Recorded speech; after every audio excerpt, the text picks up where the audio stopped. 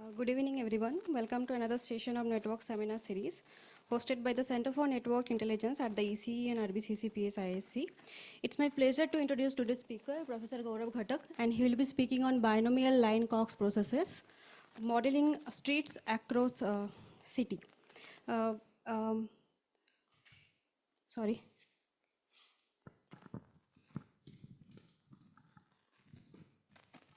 Professor Gourab primarily works in two directions of research, stochastic geometry and bandwidth algorithms. Currently, he is investigating the interplay of these two directions to study the spatio-temporal statistics of learning algorithms deployed in wireless networks. His main application areas are MAC and file layer algorithms for 5G and 6G communications. During his PhD, he developed stochastic geometry tools to analyze initial access procedures, adaptive beamforming, user association, and traffic distribution in dual band networks. He is currently an assistant professor in the Department of Electrical Engineering in IIT Delhi. Before we move on to the talk, I would like to request the audience to please be on mute until the duration of the talk. And if you have any questions, please unmute yourself and ask. And over to you, Professor. Thank you. Thank you for the invitation and for coming here today. Do you want this one? Better? Okay. Yes, so thank you for also turning up now. Thank you. This work is a bit lengthy. I'll only present the first part of it, which is the characterization of this new line process and the corresponding Cox process called the binomial line Cox process.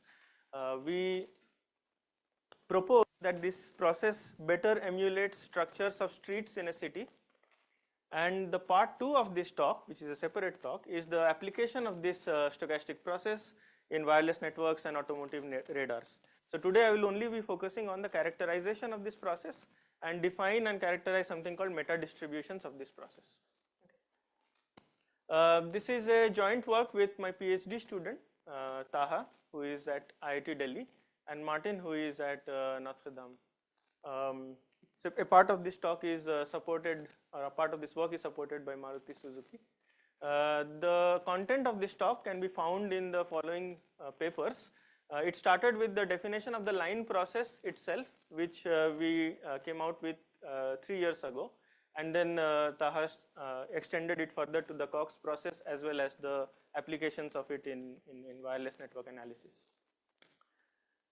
So this is the outline of the talk. It's quite short. I'll focus mainly on these parts 3 and 4, which is the definition of the line process and the Cox process, and then briefly discuss what is the meta distribution of the SINR and how do we characterize it using this binomial line Cox process. I'll start with a bit of history. At any time, please feel free to interrupt me if there is questions. We don't need to wait until the end. Okay. So while investigating locations of base stations around different areas, so this is a part of your campus where we had some base station cell discovery. These blue ones are 4G base stations, these red ones are 2G. And tomorrow I will be traveling to another institute, ISI, which is in the same city and in the same area. This is the disparity between the locations of base stations. Now, if I am a network operator and I want to roll out a new service, let's say my locations of base stations are fixed, and I want to say that, okay, now from tomorrow I will support enhanced broadband, right? So I want to understand how much fraction of my city will be under coverage according to my new rollout that I am going to offer. Right? So the question is, should all these networks be studied separately, or they should be studied as different realizations of an underlying same stochastic process? So the solution to study these networks are stochastic networks, where you do a spatial stochastic process where in different realizations, I don't think animation works, but you get the idea. In different realizations, you distribute points which emulate the locations of the base stations and users and blockages and so on and so forth as an underlying spatial process.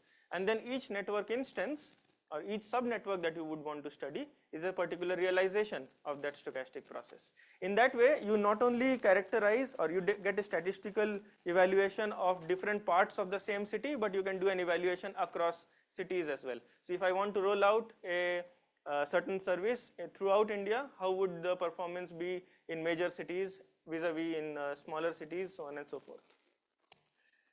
This particular talk, which focuses on streets, is motivated by a couple of examples. First, the next generation deployment of base stations is going to be along streets, specifically of the higher millimeter wave frequencies to cater to pedestrian and as well as vehicular users. Not only the base stations, so these kind of base stations are already there. So New York City has deployed such small cells focusing on high speed connectivity along the streets for pedestrian users. There are examples in different parts of the world as well. Verizon has deployed these millimeter wave base stations on street lights. AT&T has deployed along lampposts. So they are deployed along the streets of a city. That's point number one. The second motivation that, okay, deployment is along roads. What else? We see that the propagation in millimeter wave is also along the roads. So you can have a line of sight connectivity very far from the deployed base station. So the blue part refers to the area which is under coverage from the deployment of this green base station. Previously, in wireless networks, people used to model that the farther you go, more probabilistically you are in blockage. But millimeter wave, it's not so, especially in urban networks. You can be very close, but behind a blockage, and you actually receive nothing. You can actually be very far, but on line of sight because you are on the same street and you have good coverage. So, and the streets have kind of a waveguide like behavior. So basically, modeling or estimating what would be the coverage extent of these kind of base stations, you would need to model the streets in a better way. So this brings us to, so I'll give a bit of motivation and history of these line processes. Other network of lines apart from this wireless and vehicular networks, you can study autonomous robot movements, inspecting underground pipelines, movement in warehouses where you have robots moving and handling the warehouse equipments. You can have underground or metro railway system which are also modeled using line processes. I'll make it rigorous in a moment. What is a line process? Network of rivers. All of this can be characterized using something called line processes, which we will be discussing first. It's one of the candidates. Roughly, it's a random collection of lines in a Euclidean space. Think about it as a plane. In a plane, you drop a random collection of lines. Some history. The study of line processes is quite old. It starts with the needle problem of Goodsmith. This is something which many people are familiar with. So if you have a grid, you drop a needle, what is the probability that it intersects with one of the edges of the grid, right? Then fundamental properties of Poisson line processes were developed, and there were a lot of applications which were studied. First, characterization of these stationary line processes happened. Then it was extended to surface processes in higher dimensions. It was used to study reverse systems, applications in image processing. From a telecommunications perspective, the major breakthrough came in 1997 when François Bocelli, he used this model to emulate road systems and calculate how much wiring you would need for wired connections of base stations. And this was further investigated for wireless networks by Moore law. Of late, Professor Harpreet Dhillon and his group has studied this extensively for vehicular networks, this Poisson line process, Manhattan line process, etc., etc.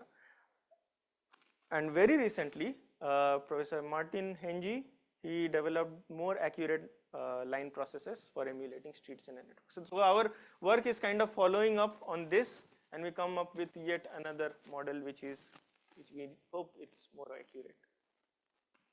Okay, so if we are going to introduce a new model, let's first look at what are the models that already exist, right?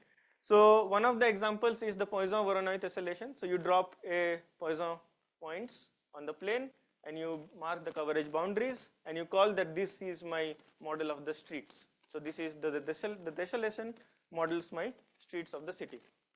Another example can be the Delaunay triangulation. So you join these points and you get the triangulation and you say that this is my model of the streets. There can be Poisson-Lillipond model, so where you again start from Poisson distributed points and you grow in both directions until you hit another line and then you stop, and this is a bit more accurate characterization of the city. You can have Poisson street stick processes. So you have randomly length sticks which are thrown on the Euclidean plane. You can have Manhattan line process, which is a kind of generalization of the Poisson line process, where you are only allowed to have 90-degree intersections. And there are many network scenarios where this is used for modeling and emulating wireless network deployment. Okay, one thing which is common across all of these line process models is that they are homogeneous. So characterization of any statistics or any metric is motion invariant, which means you can drop any point in the Euclidean plane and call it all your measurements or all your characterization from the perspective of that point, and it would reflect, or you call it a typical point, it reflects the experience statistically that you would have from any other randomly chosen point in the network. However, from the perspective of a single city, street networks are inhomogeneous. We have denser streets near the city center, but as you move out and out, you have rarer streets, and two cities are probably connected by only highways, probably one line which connects both of them. Now, why does it matter? Whatever wireless solutions you develop, let's say you think about any MAC protocols, right? So what is the probability with which you access a wireless network? So this should not only depend on the density of the users around you, but also it should depend on the context. If you are traveling along the highway, probably there are base stations only along the highway and not many users which are around. The same protocol should be adapted when you are at the city center. Similarly for radar networks, so automotive radars, when it is at the city center, it needs probably a wider beam to estimate whether other vehicles are coming from oncoming roads. But if it moves on the highway, it probably can narrow down the beam and only track the target. Vehicle to anything load, so if you have base stations which are roadside units and it is serving a certain amount of vehicles on the streets, the amount of vehicles which is creating or which are users to this roadside unit depend on the length of the streets. If there are more dense streets, you will have more dense vehicles. So same base station, if it was deployed in the city center versus if it was deployed in the suburbs, would have a different load experience, not only because of the number of users, but the number of users is indirectly dependent on the streets, number of streets. If you have the same density on the streets, more streets mean more users. So a couple of examples where people have tried to emulate this varying density of streets is by this group from Orange Labs. So this is a map of Lyon where they have tried to model different locations with different type of models. So you have a Poisson line tessellation with a certain intensity like this. Then you move out, and with data calculation, they found that it's with data gathering, they found that this is rarer density of streets. So you have some kind of parameter fitting to find out what model would fit where. Our objective is to propose one model which together takes into account this more density near the city center and gets rarer as it goes out. So this brings us to the binomial line process. A line in a Euclidean plane is characterized by two parameters. One is the angle with which that the normal makes with the x-axis. So this is my line. The blue line segment is the normal. Its angle with the x-axis is theta.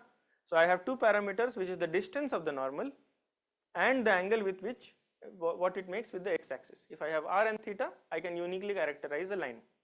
So if I map these parameters in a representation space, which is my theta r space, a point in this representation space represents a line in the Euclidean plane. If I have a bunch of points here, I will have a network of lines here. If I have a Poisson point process here, what I will have here is called a Poisson line process. We will not go into details of Poisson line processes. What we will instead do is restrict this representation space. So you can think of it as a half cylinder. It goes from 0 to pi in the theta domain, and in the r it goes from minus infinity to infinity. It could have been 0 to infinity and 0 to 2 pi as well. It's the same thing. We will restrict its domain in the sense that we will not allow r, the distance that the normal takes, to be larger than a certain value, capital R. So we restrict its domain like this. So no points are generated outside that. Moreover, we will have a fixed number of points. So a fixed number of points which are being randomly placed. To be more specific, they are uniformly placed in this domain, which is minus r, minus capital R to capital R, and 0 to pi. What we will get is this line process, which we will call the binomial line process. Why binomial line process? Because the probability that a point falls in any closed compact set inside this domain, it follows the binomial distribution, right? So this line process, it's a subset of all possible lines which are where the generating point or the representation points are restricted within this domain. We will call D, which is this guy or this structure, as the generating set or the domain set of L, and a point which corresponds to a line as the generating point of that line. Generating points form a binomial point process in the generating domain. The number of points is fixed. Yeah. So in a Poisson point process, the number of points is Poisson distributed and their locations are uniform. Here the locations are uniform in a restricted set and the numbers is fixed. So this is again motivated by this fact that the city administration, you would know how many roads are there. It's not a random location of a random number of roads, but they also sanction roads one by one, so you can have this control over this parameter. So let's look at some realizations.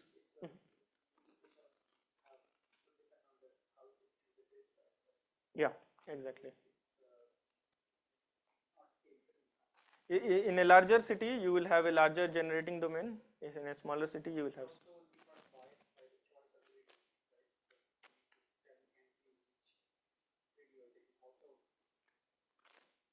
By grid, you mean this one?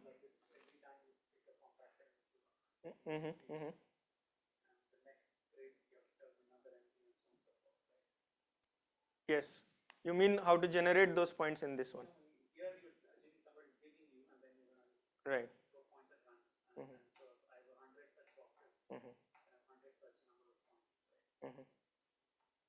Yeah. So in each such box, so first each instance would be a you can model each instance by a certain larger box, and then the number of points in that box is fixed. But in different realizations, their locations may change, right?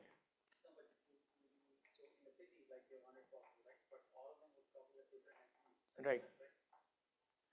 I see. No, one city is represented by one box, one larger box. Yes. Yeah. A different city can be a different box of different size. Yeah. Okay. So instance visualization. So this is what a Poisson point process, a Poisson line process looks like, and this is what a Poisson line process with a conditioned on the number of lines being, let's say, 10 looks like. So I think I have 10 lines. Yes. And this is what a binomial line process conditioned on 10 lines look like. Not conditioned, but the parameter is given as 10, right? So we start to see that we are going a bit closer to what we wanted to do. We wanted to have more density at the city centers and lower density at the edges. If we zoom more and more, this structure will appear more like this, because if a binomial point process, if you let it grow while keeping the density fixed, it converges to the Poisson point process, right? So this binomial line process is a non-stationary process. Now you cannot pick a certain point like you could have done in a Poisson point process or a Poisson line process and say that this is my representation or a typical point and I will study the characteristics from it, from the perspective of that point. Here instead, where you are located depends or decides everything. If you are located at the center, the any metric that you are interested in, the distance to my nearest street, the distance to my nearest point, the intensity of lines around me, everything changes based on where you are located. So the statistics cannot be characterized from the perspective of a single point. However, it's isotropic, so we can have a fixed distance or a given distance, a condition on that distance, we can study the metrics that we are interested in. The orientation doesn't matter. So without loss of generality, let's take a test point at the x-axis at a distance r0 from the origin. Let's say I want to first characterize this metric. What is my distance distribution to the nearest line, right? You think about a village and they are interested in the distance I need to travel to reach my nearest highway, right? So if I am this center of this green circle and T is the place where I want to calculate my distribution at. So what we are interested in is the probability that my nearest line is at a distance less than T, which is 1 minus the probability that the nearest line is outside of this green circle. The red circle is where the lines are generated. So basically, for each theta of these generating points, there is a range of lines. If a line is generated within that range, it intersects that green circle. And you are interested in mapping out all the possible r thetas where lines should not be generated such that they do not intersect the green circle, right? So if we map this all out, we get something called domain band. So this is my same domain, 0 to pi and minus r to r. And what we have plotted is the places where if a point, a representation point is located, then it will create a line which intersects that green circle. And the probability that no line intersects that green circle is the probability that no points are falling inside this domain band in the domain, right? And this is easy to calculate because it's a binomial point process. The probability that no points fall inside this band is the area of the white stuff divided by the total area, right? For a Poisson line process, it doesn't get clipped. For a binomial line process, it gets clipped at those radius that we have decided, this capital R and minus r. Okay. So it's not a very difficult calculation, it's a straightforward one. So we calculate the area of the domain band, and as a result the void probability, which is the probability that no points out of this NB number of points fall inside the domain band, is given by the area of the white one, which is 2 pi r minus the area of domain band divided by the total area, which is 2 pi multiplied by r. As a result, the CDF of the distance to the nearest line is given by 1 minus the void probability. So this equation tells you what is the probability that the nearest street is within a certain distance if you are located at R0. We introduce another parameter called the line length density. For that we need the line length measure. So the line length measure is the expected value of the L1 measure of the lines within any set. So if you take a set which is a subset of the R2, you are interested in the total length of lines that fall inside this set, and you are interested in the expected value of that.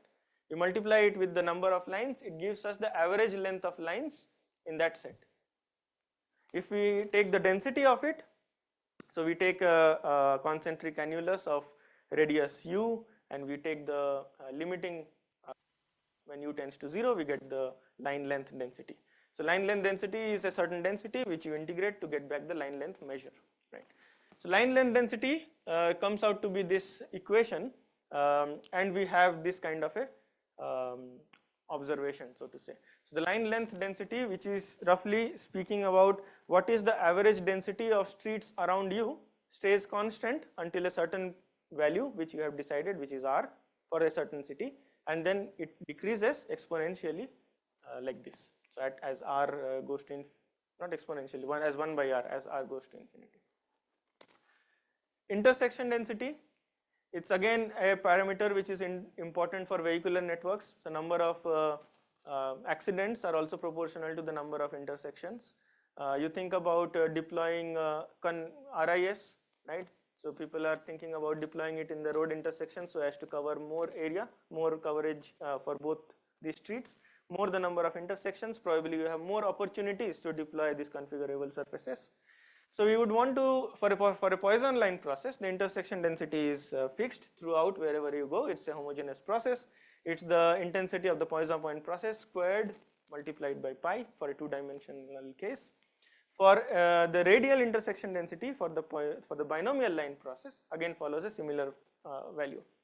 It stays constant until a certain point and then decreases as arc sine of 1 by r. I'll go through the proof very quickly. So basically, it's a bit more involved than the line length measure and the density.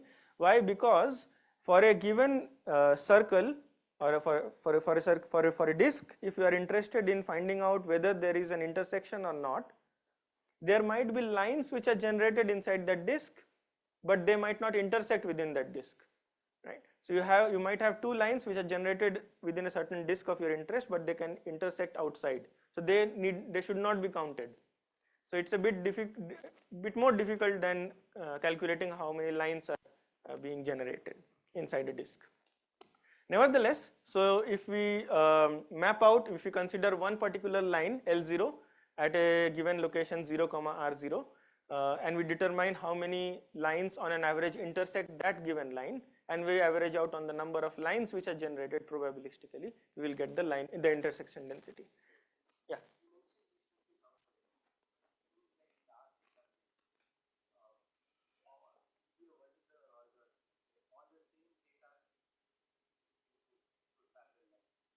If they have the same angle, then they are, yeah. No, they might intersect outside the circle. So let's say I'm interested in calculating the line length measure, the intersection measure, right? So I'm interested in the number of intersections within a distance of small t. So unlike the previous case, we can have now lines being generated inside that small t, but they might intersect outside. So that intersection is present outside. So we have to take care of the angles. So basically we get a formula which says that, okay, out of NB lines, you choose K lines which are first of all generated inside that. Out of that K lines, the probability that it intersects line or the chosen line L0, it turns out that it's simply K by 2. I mean, that calculation is present before. Then there are K plus 1 or K lines which are selected. So K and K plus 1 are interchangeable. You just make K go from 1 to NB rather than 0 to NB minus 1. And then there is a half because you double count the intersections, right? So intersection of line 1 and 2 is the same as intersection of line 2 and 1. And what we get is this final expression. So we have line length density, we have intersection density. So the highlights are the line length density as well the intersection decreases as order 1 by r as r goes to infinity. One thing which is skipped is the distance to the nearest intersection. So probably again from a wireless perspective, it might be important to characterize what is the distance that you need to reach your nearest intersections and so on. Now based on this, we define the Cox process. So the binomial line process, I hope it's clear, it's simple. In a restricted domain, you have a binomial point process which represents the line structure, which we call a line process. Now on each of these lines, we assume a one-dimensional Poisson point process. So this is a doubly stochastic process. So we have a random collection of their locations, and on each of these of points, the structure that is the union of these such points is the binomial line Cox process. So it's a doubly stochastic process. So you have a structure something like this. Now things become a bit more challenging. So let's say we are still interested in nearest stuff. Let's say nearest point to me. So if I am located at this location, what is the distribution of my nearest BLCP point rather than the BLP line? Now previously we only had to consider that no lines should pass through this green circle in order for me to derive the void probability. But now lines can cross, but the condition is that they should not have points on them. So again, a bit more laborious evaluation gives us the line segment corresponding to each of these generating points, and on those line segments we use the void probability of the Poisson point process to find out the probability that no points lie inside this green circle. So I'll go through this a bit more quickly. Again, once you find out the void probability, you can find out the distribution, which is 1 minus the void probability. From a wireless perspective, where the locations of these access points are modeled as the points of a BLCP, the above result characterizes the distance distribution to the nearest, or your serving if your association mechanism is such that you connect to the nearest one. So this gives you to the distance distribution to the serving base station. the palm perspective of a BLCP. So you see that the point process in 2 dimensions is a generalization of the arrival process, right, in 1 dimension. Now we would want to study the statistics of this point process from the perspective of a point itself, or conditioning that a point lies at a given location, right. So it turns out that the probability that this point process follows a certain point process property, given that a point belongs to that point process, is same as the point process point, or you assume a point located at that location. Phi of nb minus 1 is the line process generated by the other nb minus 1 line, and phi x is a line passing through that point. What it means is this: let's say I am interested in the interference that I am going to experience from these wireless access points, which are located, or their locations are modeled as this binomial line Cox process, right? If I ask this question, what is my statistics of the interference? This question, that what is the statistics of the interference given that my nearest point is at x, these are 2 separate questions, because in the second case necessarily a line passes through that x, that's why there was the nearest point at x. So although other nb minus 1 lines can be randomly located according to their original distribution of phi nb, so phi nb minus 1 is the same as phi nb with one less line, but there is an additional line process, single line process, which passes through that x. So if you had ignored that, you would have underestimated the effect of it, because you could have assumed that line to be that first line to be anywhere. So this is necessary to characterize the statistics of the performance of the metric conditioned on an event, such that a node is a transmitter on an access point at a given location. So this is what I explained.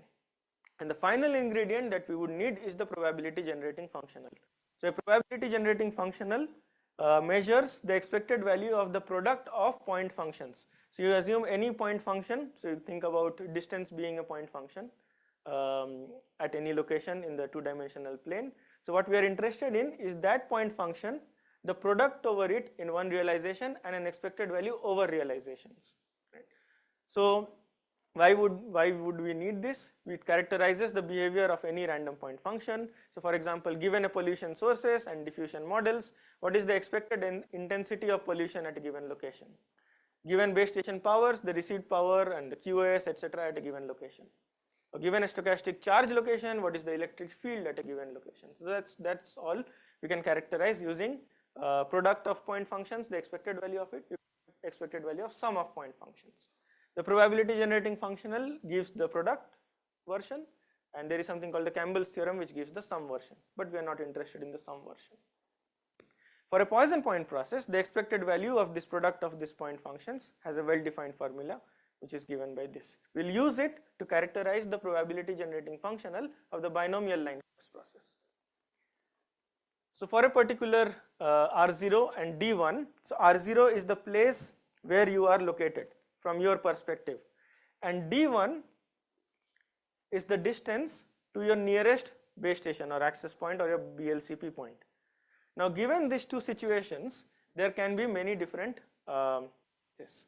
So it can happen that a line, so if I draw a disk with centered around R0 and radius D1, the other, so there is definitely a line passing, because that was the line which created that point, which is my nearest AP. The other nb minus 1 lines can either intersect that disk or not intersect that disk, but conditioned on these given cases, we will have different values of this probability generating functional. So if I have a condition that it intersects, so it is given by the same thing, so it's e to the power, the same, if you remember this, it's e to the power minus the integral of 1 minus the function and the measure in the 2 dimensions, you integrate that across the 2 dimensions. So now we have e to the power minus the measure, which is not really homogeneous because it depends on where you are located, but it's 1 minus the function, and then you integrate only in the domain band, because if it is located in the domain band, then only it intersects that disk which is created with me as the center and the radius as the distance between me and my serving base station. Similarly, for the non-intersecting, we evaluate the same thing but outside the domain band. Now a line which is containing the nearest point intersects that disk almost surely, because when will it not intersect? It will not intersect when it's the tangent to that disk, right? But almost surely, and that is a zero probability event. So it intersects almost surely, so that is this one.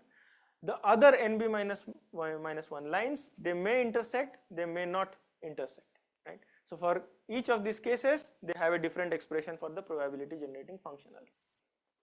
So this is the line containing the nearest point. T2 is the probability that a set of n lines intersect that disk, conditional probability generating functional given that they intersect that disk, and corresponds to the probability that they do not intersect multiplied by the PGFL conditioned on that they do not intersect. Okay, so what could we characterize? We found out distances to the nearest street as we move away from the city center. So everything is parameterized on R0. You can plot everything with respect to R0. So how do this behave as R0 changes? You can think about distance to the nearest node, nearest base station, nearest bus stop, nearest electric vehicle charging points, scaling for the density of streets and intersections as we move away from the city center, and the PGFL, which characterizes the behavior of any point function. Now currently we are doing a data driven evaluation for the accuracy of different models. Okay, we propose a model, right? But is it really solving the thing that we would wanted to actually solve, which is better modeling of the streets across the city? We're collecting data in our city right now to test the accuracy, but this is a discussion for the second part of the talk, which is not today. But for today, let's look at an example with meta distributions. So meta distribution, so this is the final part of the talk. Again, if you didn't pay any attention until now, it's a good time to probably come back. Yeah. So meta distribution, we'll do a quick refresher of what they are. For any random variable z, expected value of z, or the mean of z, good, but useful, but not what z is. For that, we introduce a little z and compare it with the larger z. So we find out a family of random variables given by this indicator function, whether capital Z is larger than small z or not. We ask this set of questions. The expected value of this, the mean of this family, gives me the distribution of z. For each small z, I have this value, so I can calculate. So if z does not depend on any other randomness, this gives the complete picture of capital Z, because it's the distribution of z.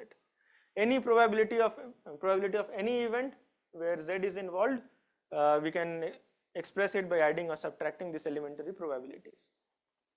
However, if z is a function of other sources of randomness, then only the CCDF or the CDF, the distribution of z, does not reveal how the statistics of z depend on those individual random elements. So in wireless networks, you have multiple randomness involved.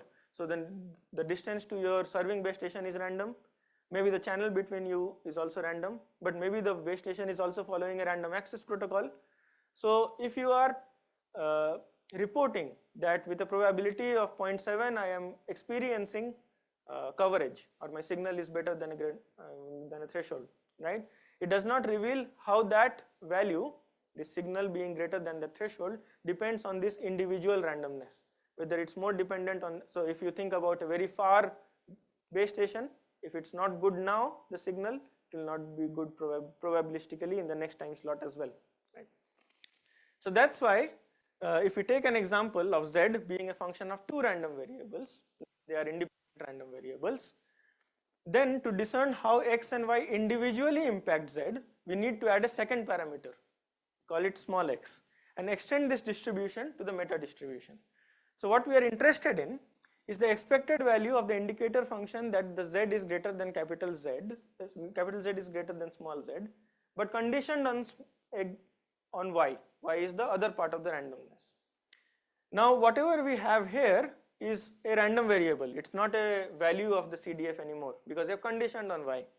Now we are interested in the indicator that the expected value of this is greater than small x, or written in a different way, we are interested in the probability that z is greater than small z for a given y, and if I take only this part, this is the random variable we are interested in. If we were trying to find out the distribution of z, we would have found out the mean of this random variable, but we are not interested in the mean anymore. We are interested in the distribution of that random variable. So this gives us the meta distribution. So it's defined by conditioning first on a part of randomness. It has two parameters, small z, little z and little x. The distribution has one parameter which is little z, and the mean has no parameters. So we can go back and forth, right? So you can have the meta distribution, you integrate it, get back the distribution, you integrate it, get back the mean, or you add little z to the mean, bring out the family of those means, that is called the distribution. But in those family, for individual members, you again introduce little z and do a meta family which gives you the meta distribution. So is my probability that z is greater than little z given y, then the mean of u is the distribution of z, while the distribution of u is the meta distribution of z, right? An example for wireless people, this might be interesting. So you think about a z being a ratio of x and y, right? And let's say both of them are exponentially distributed with parameters lambda x and lambda y, right? So what is the distribution of capital Z? It's simply this number, right? And we can find out the meta distribution of this. But how can we use this inference? Let's think back about such stochastic wireless networks, right? You think about a Poisson point process which represents the location of the base stations. So this is one realization, this is another realization, and so on and so forth. And let me put at each of these grid points one user, right? So, and since it's a Poisson point process, we have exponentially distributed distances. If it's not familiar, you think back about queuing theory, the inter-arrival is exponentially distributed. Here the two-dimensional distances are exponentially distributed. The fading, if it's Rayleigh, its power is exponentially distributed. So we have a situation where we are interested in the received power, which is kind of x by y, where y is my distance raised to the power something, and x is my exponentially faded power. Now, if I have these locations of these base stations, let's say these blue circles, it's one realization of the Poisson point process, and this x being users, which is located at each grid point, if I ask whether my signal that I receive, which is x by y, is greater than a certain threshold or not, the threshold is chosen as 1. Now each of them would represent a value which has taken care of the averaging across the fading instants.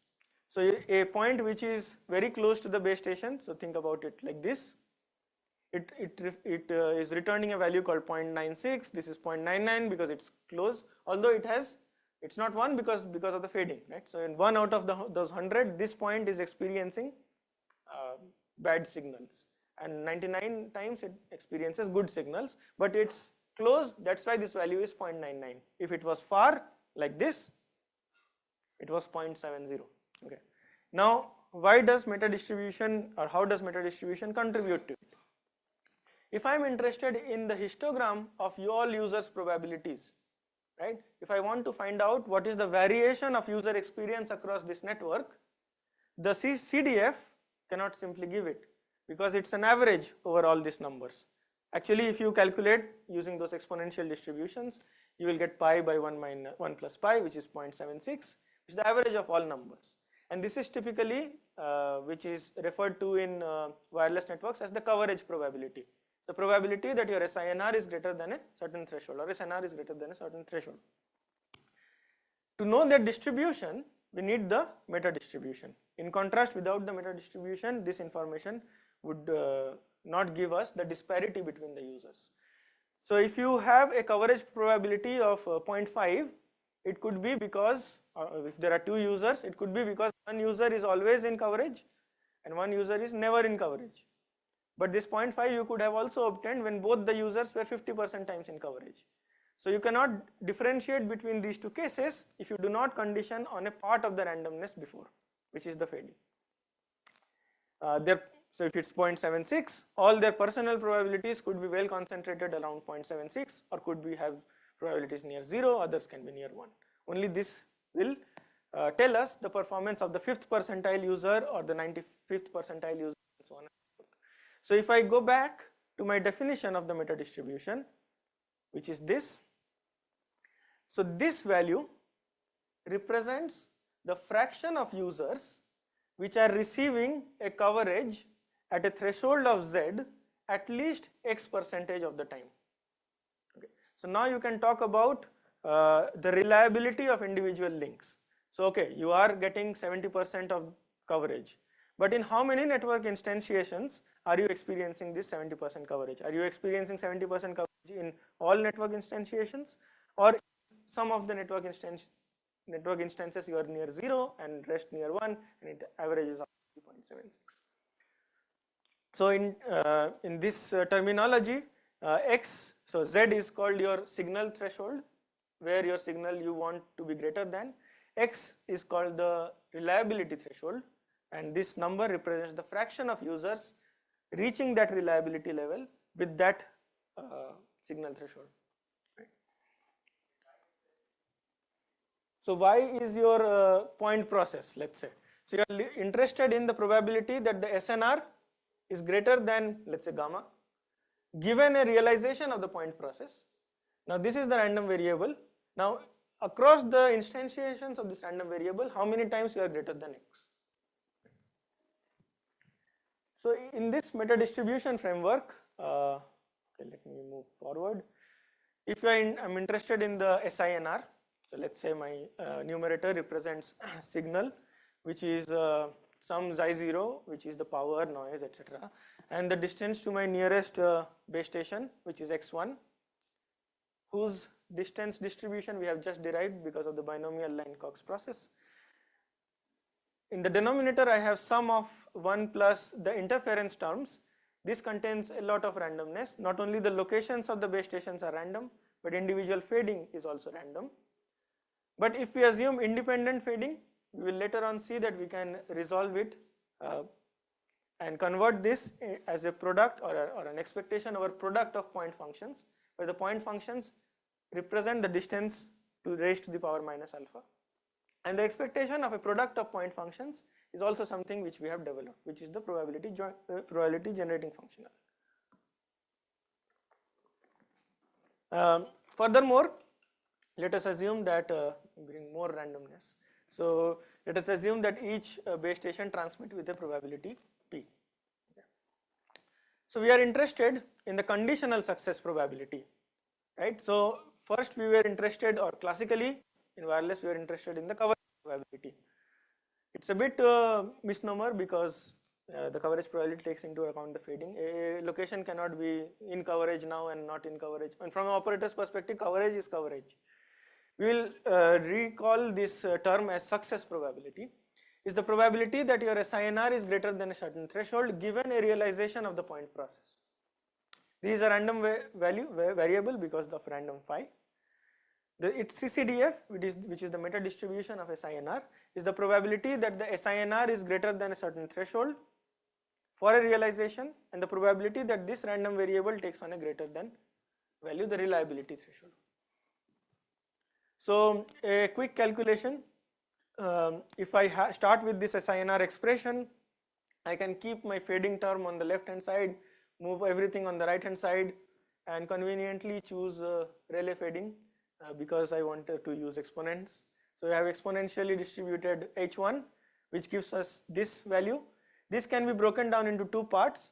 The first part represents the impact of only the location of your serving base station, so that is the impact of your noise. If interference was not there, you cancel out this term and you have only this stuff. And this is not random because it's a conditioned on phi.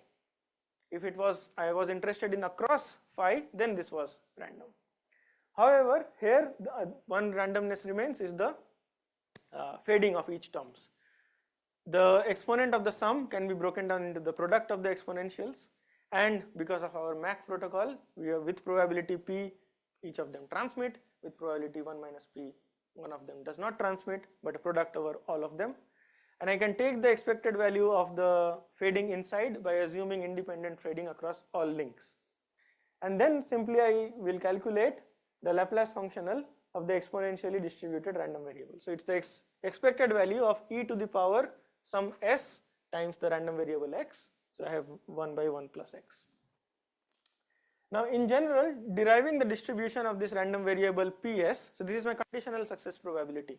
I still need to compare it with beta to derive or to discuss about its distribution. But it's most likely impossible. Most likely, I don't know if it's impossible. The standard approach is to circumvent this challenge by deriving its moments and then transforming them into a distribution. If you have all the moments, then you can get back the distribution. However, the moments also reveal key features.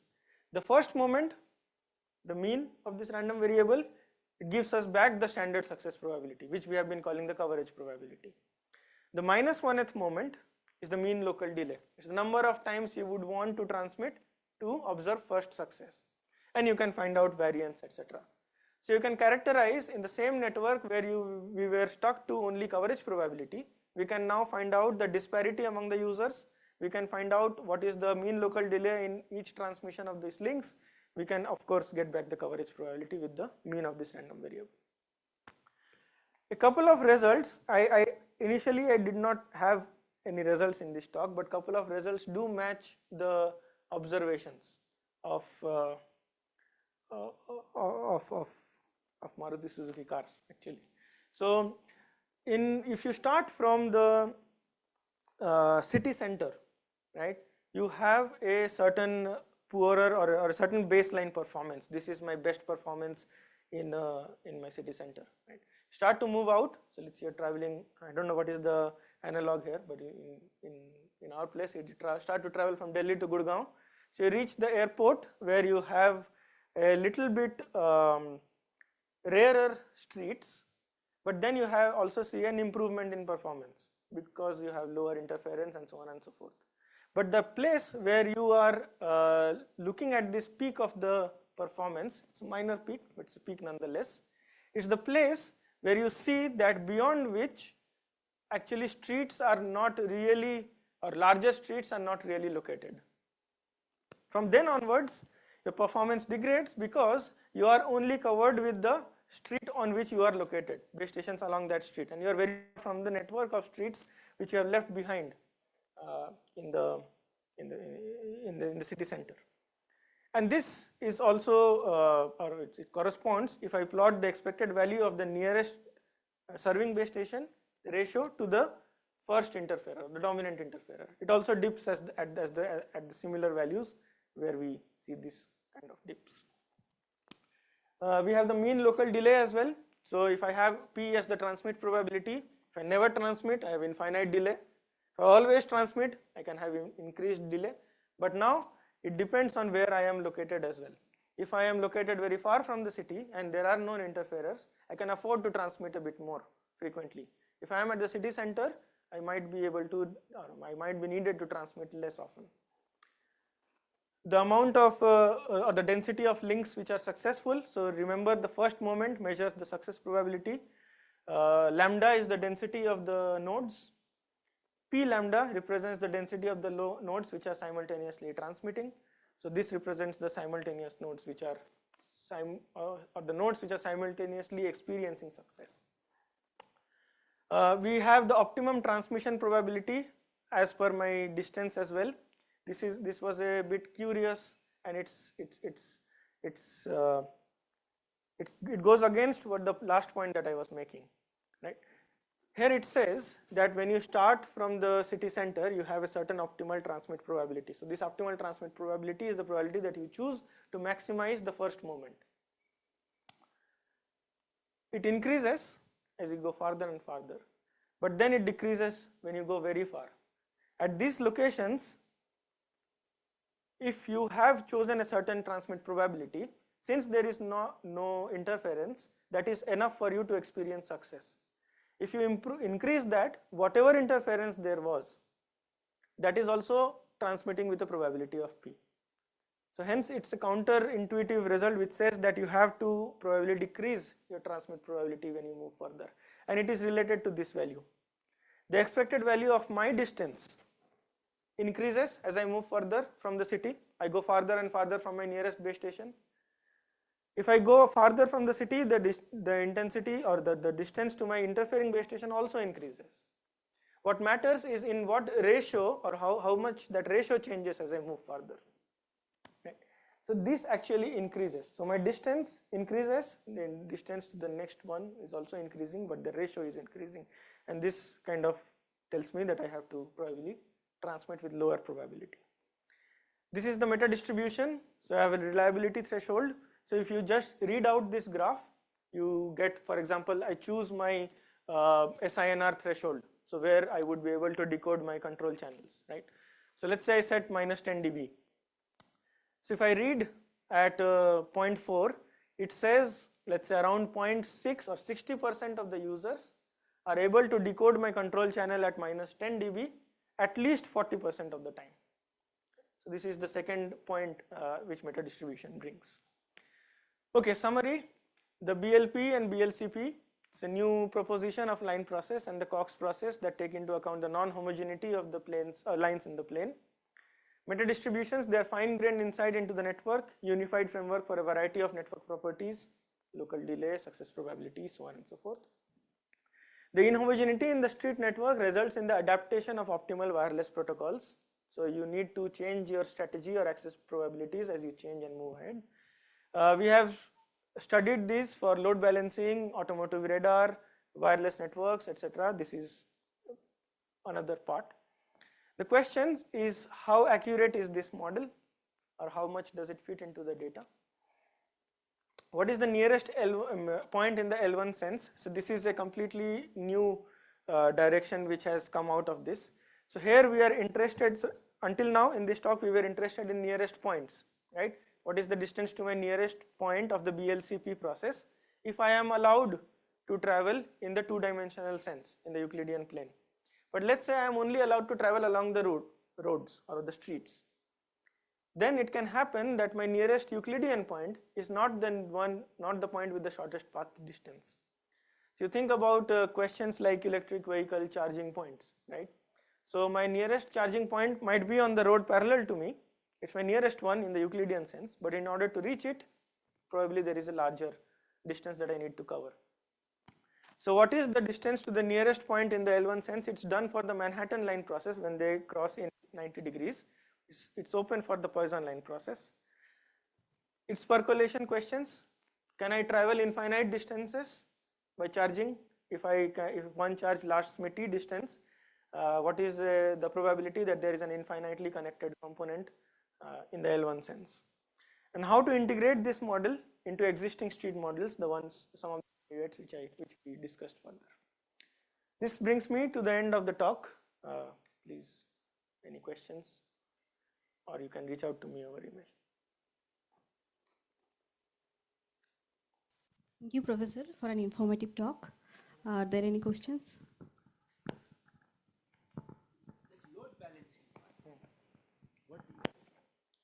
So by load balancing, okay, it's not present in this here. So there are two things we are investigating.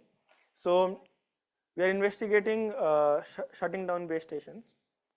But when you shut down, you have to preemptively offload the users. So an active UE can be transferred to a new base station, but an idle UE needs to go through the cell reselection procedure again. But what would be the fraction of base? So the wireless propagation is two-dimensional, right? So if you are located at the city center, you have probably more base stations around you. What would be my shutdown strategies and preemptive offloading strategies in order to shutting down base stations?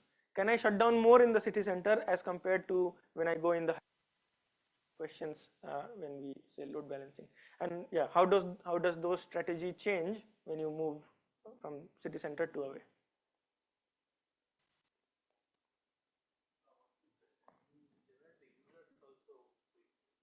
Yes. They are independently generated in this evaluation, but you can have any model. You can have a two-dimensional Poisson point process of users, because this type of users are pedestrian users. In the motivation slide, I had this point that the outdoor millimeter wave base stations are catering to the outdoor pedestrian users as well as the vehicular users, and that's why they were BLCP points as well. But if you are interested in how does this kind of deployment impact users which are located indoors at their homes, those locations of the users can easily be modeled as an independent Poisson point process in the two-dimensional plane. And from their perspective, you can think about the nearest points, so on and so forth.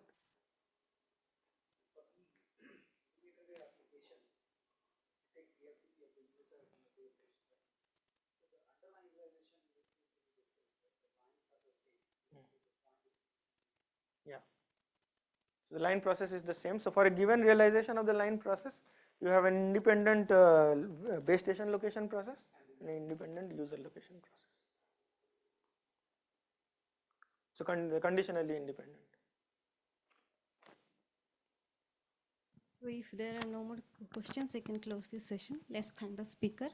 Thank you. Thank you very much. And we have arranged for tea or coffee in the coffee hut.